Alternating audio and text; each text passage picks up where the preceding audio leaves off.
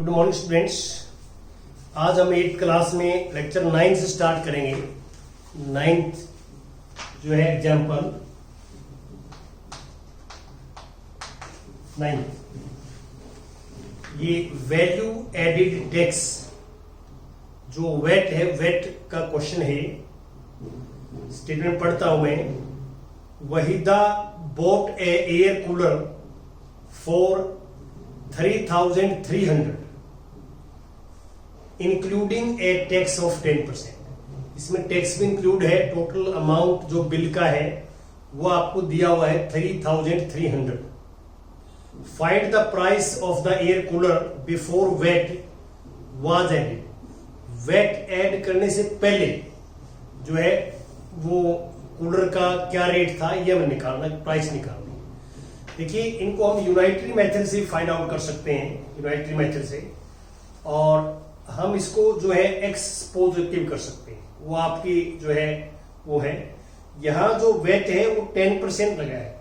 मान लो 100 rupees price था तो वेट 10% हो जाएगा, तो उसकी कॉस्ट हो जाएगी टोटल बिल की 110।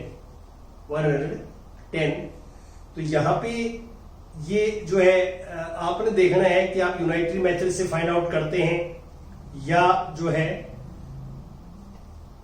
एक्सपोज करके मान सकते हैं हम। देखिए, यहां पे 9th में मैं क्या करता हूं, हमें प्राइस मान लेते हैं हम। लेट द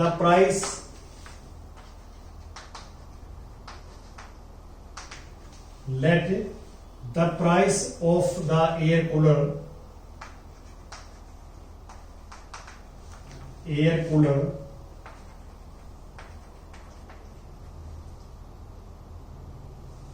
before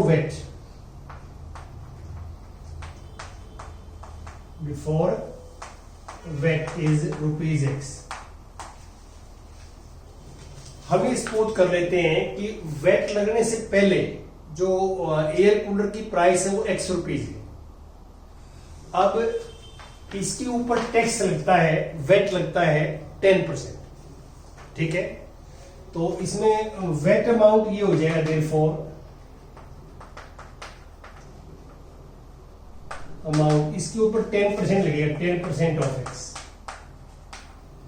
तो 10% होता है दिस बाई 100x, एक जीरो कैंसिल तो x बाई 10 आ जाएगा रुपीज में ये भी।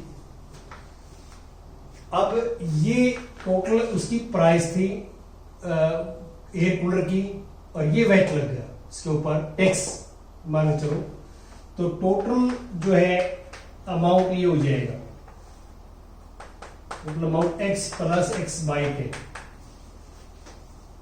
क्योंकि अमाउंट के अंदर टैक्स तो इंक्लूड होगा ही, जो वेट इंक्लूड होगा तो x प्लस x बाई 10। तो आप इसमें एलसीएम लेंगे यार, तो 10 एलसीएम आ जाएगा, यह 10x प्लस x तो 11x बाई 10।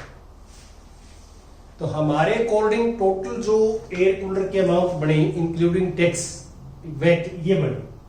और स्टेटमेंट में क्या गिवन है 3,300, तो देयरफॉर 11x बाई 10 जो है वो 3300। अब आप इससे डिवाइड करेंगे आप, 10 बाई 11 आ जाएगा, तो इससे कैंसिल हो जाएगा 300, ये x इक्वल टू आ जाएगा 3000। तो इसका मीनिंग ये है कि x हमने क्या सपोज किया था, x हमने सपोज किया था let price of the air cooler before VAT. Before VAT से पहले जो है प्राइस क्या था, वो हमारे पास 3000 था। ये आप लास्ट लाइन लिख दोगे, therefore the price of the air cooler before VAT is 3000, ये आप लिखना है। तो x सपोज करके चलेंगे तो ये इजी रहता है। यूनाइटरी मेथड भी जो है आप लगा सकते हैं। तो यूनाइटरी मेथड आप इसमें ऐसे कर सकते हैं। देखिए, थोड़ा सा यदि मैं आपको बताता हूं कि कैसे बुक में किया हुआ है। जैसे परसेंट जो 10% है वो इसका मीनिंग क्या है कि 100 रुपीज पे 10% वेट लग रहा है 100 रुपीज के ऊपर। तो आप ये लिखोगे इसमें कि सेलिंग प्राइस जो है हमारे पास है, सेलिंग प्राइस इज रुपीज 110, तो ओरिजिनल प्राइस जो है, ओरिजिनल प्राइस इज 100, क्योंकि ओरिजिनल प्राइस 100 होगी, उस पर 10% वेट लगेगा, तो 100 पे 10 रुपीज लगेंगे तो टोटल कितना हो जाएगी, 110 हो जाएगी, ये आएगा। और अब इसमें इन्वेंटरी मेथड क्या कहता है, सेलिंग प्राइस 1 रुपी जो, तो ओरिजिनल प्राइस इज ये, और टोटल सेलिंग प्राइस हमारे को दे रखी है ₹3300, तो इसके मल्टीप्लाई में 3300 हो जाएगा, कैंसिल हो गया। तो यूनाइटरी मेथड से भी आप कर सकते हैं, जैसे बुक में किया हुआ है। अब मैं 10th एग्जाम्पल आपके साथ डिस्कस करता हूं। 10th ध्यान से देखिए क्या है 10th में। Salim boat A article for ₹784 which included GST of 12%। मतलब इस अमाउंट के अंदर जो आर्टिकल बोट हुआ, इसके अंदर जीएसटी इंक्लूड है। What is the price of the article before GST was added. GST add करने से पहले क्या प्राइस थी ये निकालना। तो बिल्कुल सेम पैटर्न पे ऐसे चलेंगे हम यहां पे सपोज कर लेते हैं, let the price of article, price of the article before GST, is ₹X। हम यहां पे सपोज कर लेते हैं कि जो आर्टिकल का प्राइस है बिफोर जीएसटी वो X है। अब इस प्राइस के ऊपर जीएसटी लगेगा। जो ओरिजिनल प्राइस होती है कोई भी थिंग्स की, तो उसके ऊपर ही जीएसटी इंक्लूड होता है। तो अब GST therefore GST amount 12% of X का 12%, ये 12/100 मल्टीप्लाई बाई X, ये 12x/100 आ जाएगा। अब देयरफॉर टोटल सेलिंग प्राइस,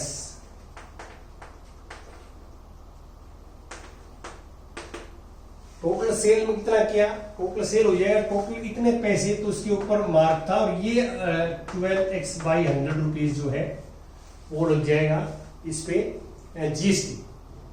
तो अब हमारे पास जो है वो रुपीज में क्या आएगा, ये ऐड करोगे तो 112x/100 ये आएगा।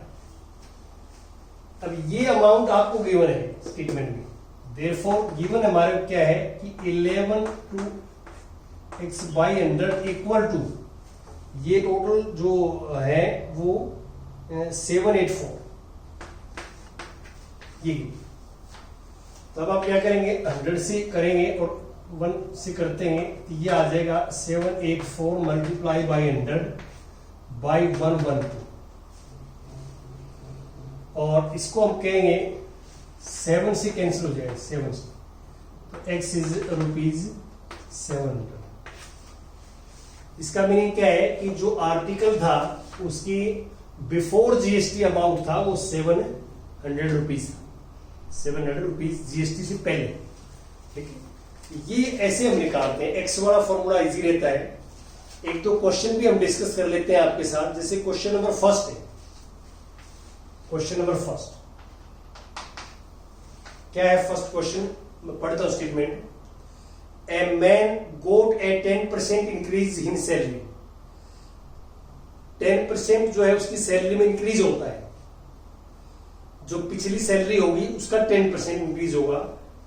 If his new salary is 1,54,000 तो find its original salary. New salary आपको दे रखी है, तो हम क्या करेंगे, ओरिजिनल सैलरी सपोज कर देते हैं X, जो भी यही पैटर्न चलेगा सारा X वाला ही। तो हम हम सपोज करेंगे कि his original salary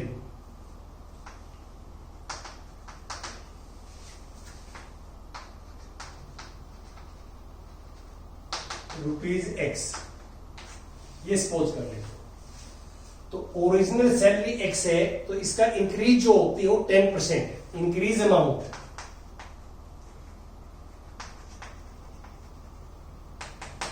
10% of original salary, 10% of original salary का अमाउंट इंक्रीज होता है। यहां पे ये आ जाएगा 10/100 मल्टीप्लाई बाई x, 1/10x। अब पहले सैलरी ये थी, अब ये इंक्रीज हो गया इतना अमाउंट, तो टोटल सैलरी हमारे पास क्या आ जाएगी, टोटल न्यू सैलरी कह सकते हैं आप, x प्लस x/10, ये आएगा हमारे पास 11x/10 एलसीएम के बाद।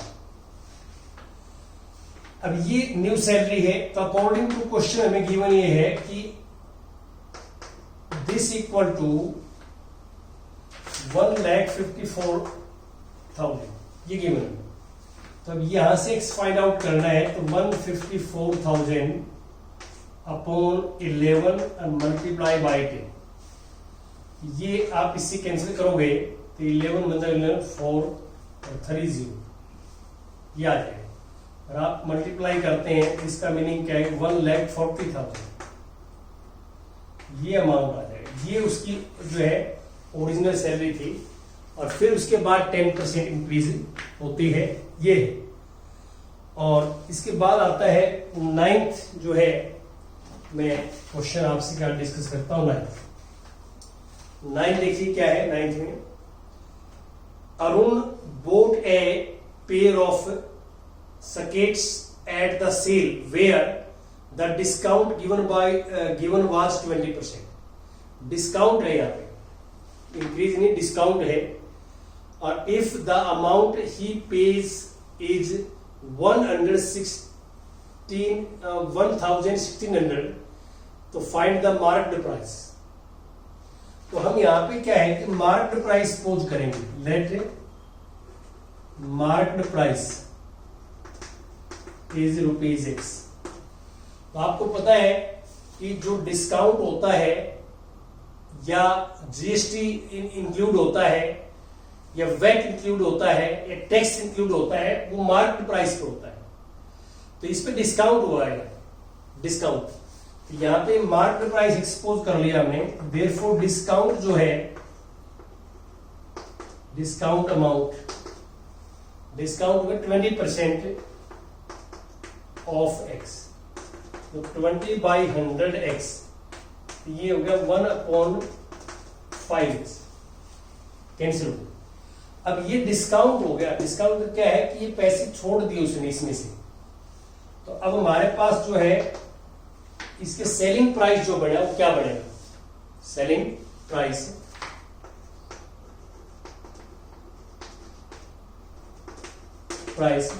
टोटल अमाउंट में से डिस्काउंट माइनस कर देंगे, माइनस होगा यहाँ पे, तो एलसीएम लेंगे तो ये 4x/5 आ जाएगा। और अभी डिस्काउंट होने के बाद इतना अमाउंट पे किया उसने, और स्टेटमेंट के अकॉर्डिंग क्या है कि ये अमाउंट जो पे किया वो अमाउंट है, दिस इज 1600। यहां x निकालेंगे तो आप इसके कोफिशिएंट से डिवाइड करेंगे, तो 1600 मल्टीप्लाई 5/4, यहां पे इसी कैंसिल करेंगे तो 400 आ जाएगा, दिस इज 2000। इसका मीनिंग क्या है कि मार्क्ड जो प्राइस थी वो क्या थी, 2000 थी। 2000 मार्क्ड प्राइस थी और 2000 पे 20% डिस्काउंट हुआ, ठीक है। तो ये अमाउंट के इसको अमाउंट के अंदर मिलता है, ये आपने करना है। तो यहां पे लिखोगे कि marked price is ₹2000। Thank you very much, ये करना।